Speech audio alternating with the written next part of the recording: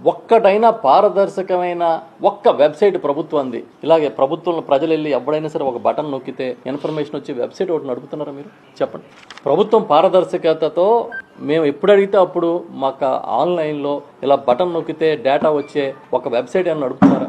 పుట్టిన బిడ్డ నుంచి మళ్ళీ తిరిగి ఊపిరి ఆగిపోయే వరకు ప్రతి ఒక్కడి గురించి ఆలోచించారు చూసారా జగన్ గారు ఆయన పరిపాలనలో. అది విజన్ అంటే. కోవిడ్ వచ్చి ఇంట్లోంచి కదలలేని పరిస్థితిలో లాక్డౌన్లో ఉంటే ఇంటికి రేషను, ఇంటికి మందులు పంపించారు కదా. చివరికి ఆక్సిజన్ కాన్సన్ట్రేటర్లు కూడా ఇంటికి పంపించారు కదా. అది విజన్ అంటే.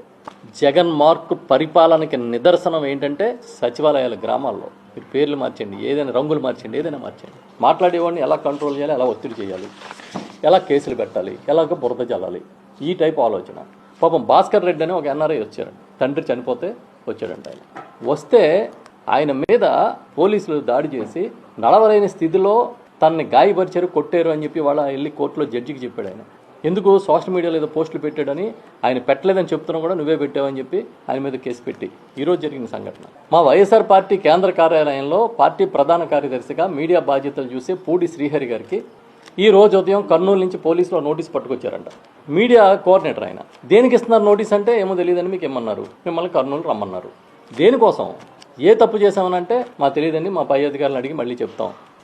కొన్ని పదాలు కొన్ని సీజనల్గా మార్కెటింగ్ చేస్తారు. సంపద సృష్టి, దీన్ని కొంతకాలం మార్కెటింగ్ చేశారు. ఇప్పుడు డేటా ఆధారిత పరిపాలన, ఇప్పుడు దీన్ని మార్కెటింగ్ మొదలెట్టారు.